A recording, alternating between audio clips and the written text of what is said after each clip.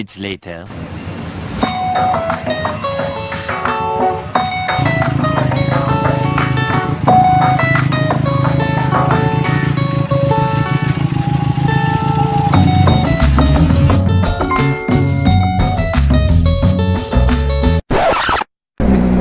Ayan, so we are on our way for Subic ride mga Kascootbang. So yep, go tayo, let's go! Alam niyo mga Kascootbang, ang Subic laging pinupuntahan ng mga riders, diba? Sa mga hindi nakakaalam, yan ang ating naval base. Kasi yan yung nasa controversial, yung West Philippine Sea. Siguro naman na alam nyo, nung kapanahunan ng mga Amerikano, so dyan sila nakastay, naval area yan. Kasi dyan nila dinadaong lahat ng mga naval, diba? Yung mga warships and etc. Napaka-critical sa Pilipinas. Kung papansinin nyo, Pacific side, wala naman tayo talagang naval fronting na ganyan, di ba? Siyempre, dalawa yan eh, Clark and Subic.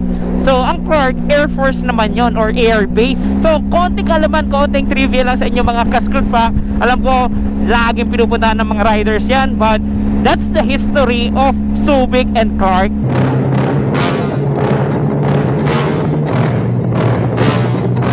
Yeah. Please tell me that I can't, that I won't, that I fail, that I'll never make it out, yeah.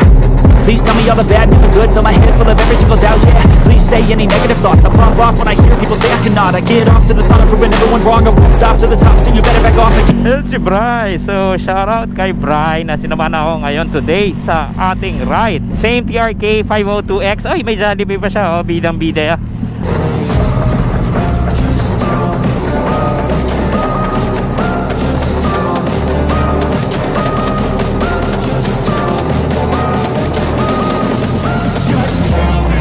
So yung kapatid ko member rin ng BRAP.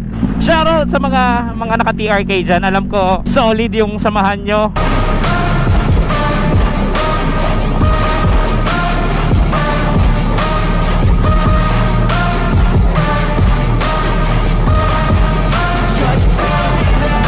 Okay, so siguro naman napansin nyo ang aking helmet today.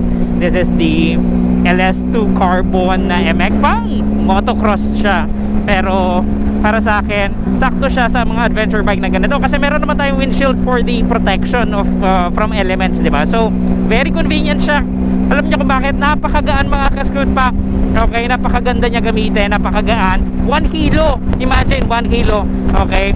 At the same time, of course, full carbon, kaya maganda rin tingnan. Wala siyang visible LS2 na markings, okay, aside from the one on the peak na pwede nyo palitan. Meron to kasamang separate na peak.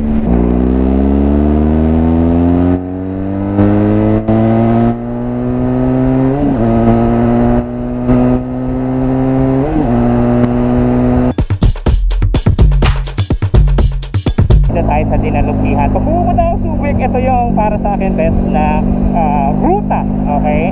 So, kung manggagaling kayo San Fernando, galing kayo Manila, pasok kayo San Fernando, then pasok kayo ng Bayan-Bayan, okay? San Fernando to Dinalupihan para number 1, mas maganda detect. Sobrang boring rin kasi minsan na mag-ride doon, okay? At least para sa akin, magkakaiba tayo ng opinion. So, sa akin, something like may bayan na dinadaanan, mas convenient or mas preferred ko yung ganon, okay? Pero so far ito, Bataan area po to, Dinalupihan. Pasok kayo dito from Dinalupihan, at least ang pasok nyo nasa loob na ng Subic, okay? Magkano yung toll gate? Roughly less than 100 pesos. Kasi pag dumaan kayo, pag galing kayong Pampanga, tapos dumaan kayo sa SC Tex, sobrang haba po ng ikot doon. Maniwala kayo sa hindi, 50 to 60 kilometers yung iikutin nyo para lang bumalik ng Bataan. Kasi remember, ang Pampanga Bataan magkasunuran lang yan eh. Tsaka Zambales, of course, ibig ko sabihin sa Zambales yung Subic. Okay? So, be aware of that. Another ruta yan para makatipid sa toll gate. Kasi one way sa toll gate from Manila, okay, from Manila papunta ng Subic, roughly 600 pesos. Pasok kayo, kung papasok kayo na ng San Fernando, ma-enjoy nyo pa yung ride, ang gastos nyo more or less, balikan na 600 pesos. So, nakat nyo into half, diba? So, malaking bagay po yan mga Kascootbang.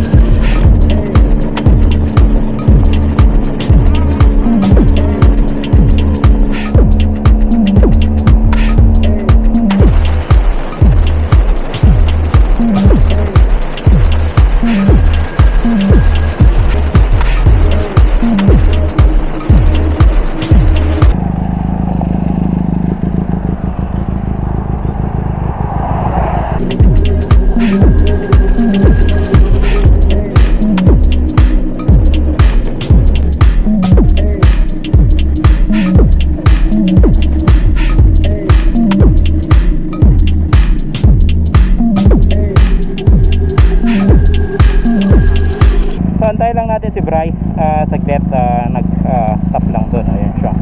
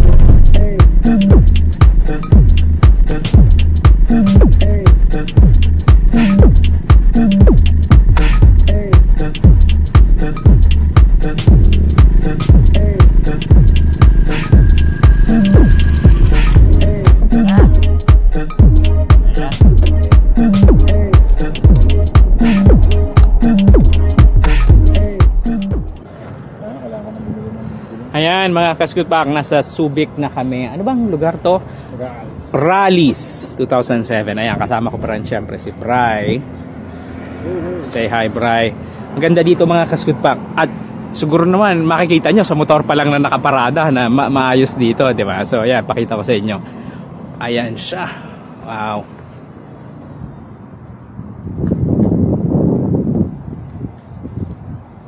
Ganda. Hyper motor do. Ganda oh. Hyper motor. Tas mababa lang pala to. Ito pangarap ko dati. May mga pangarap na panatilihin na lang natin pangarap. Hindi, actually meron syempre kinababagayan yung pangarap. Kung papangarapin ko man pag ganito, di ba? So kaya namang abutin, pero again hindi na nararapat sa akin. So again, may mga pangarap na pwede nating sabihin or panatilihin pangarap na lang. Panigale syempre V2, ang ganda-ganda. Tsaka ito ang talagang gusto ko. Sobrang ganda. Ayan.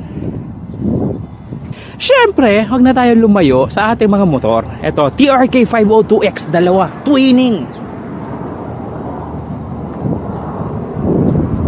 Sa kabilang side, mga Harley Davidson naman, yun nandito. Loob, papakita natin yung food. Masarap dito, food mga Kasgutpak. Tanong nga ni Bri kasi first time niya rin magpunta dito. Sabi ko, panalo food dito. Kahit yung misis ko, gustong gusto dito. Hindi ano, merong Kawasaki. Ganda oh. Cruiser, yeah. Ha? Oo. Yung helmet? Pwede po natin. Pwede rin.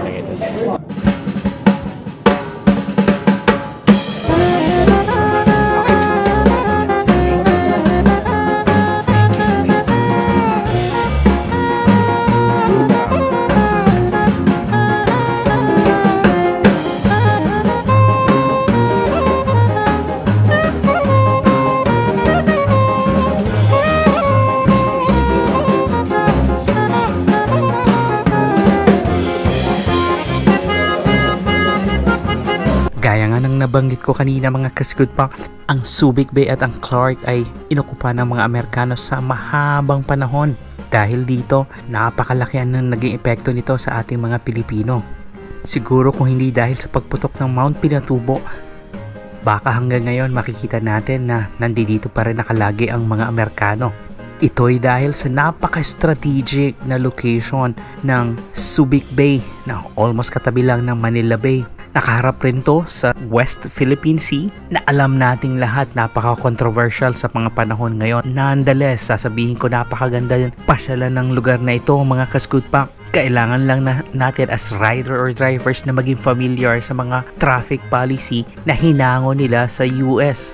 Kaya para iwas huli, ang napaka-importante kailangan natin tandaan ang stop sign. First stop, first go policy na ginagamit nila. Applicable to sa karamihan ng mga crossing or even T-section. Basta meron ka nakitang stop sign, kailangan mong tumigil. Hindi ito pangkaraniwang karatula sa ating mga Pilipino, kaya maraming nalilito at malaking abala po to dahil kailangan nyo tubusin ang inyong lisensya dito mismo sa SBMA. Kaya kung ako sa inyo mga riders, get familiar with the policies and traffic regulations na implemented dito. Ito ang nakasanayan na dito, kaya kahit umalis na ang mga Amerikano ay hindi nila inalis. Try lang namin umikot dito sa Subic para makita nyo rin yung kagandahan ng Subic Bay area. Ayan, makikita nyo, napakasulit rin mamasyal dito. Kahit kasama nyo family nyo, whether nakakotse kayo, may sasakyan. Ngayon, tinan nyo, puro sasakyan na yun nandiyan dyan.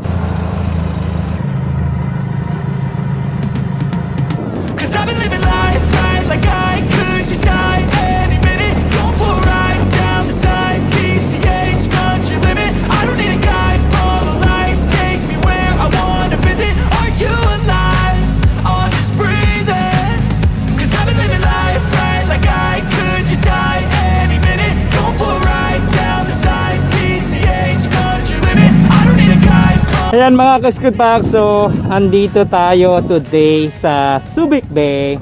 Ayan, laki ng flag oh. Makikita nyo yung flag na yon, sobrang laki. Just always staying on the move. I'll go all night if that's just what I gotta do. Life's too short to care about what you can't afford. Memories are in what you explore, so just don't be ignored. Go ask for more, go ask for more. 'Cause I've been living life right like I could just die any minute. Going for a ride down the side, PCH country limit. I don't need a guide, follow lights, take me where I wanna visit. Are you alive? I'll just breathe in.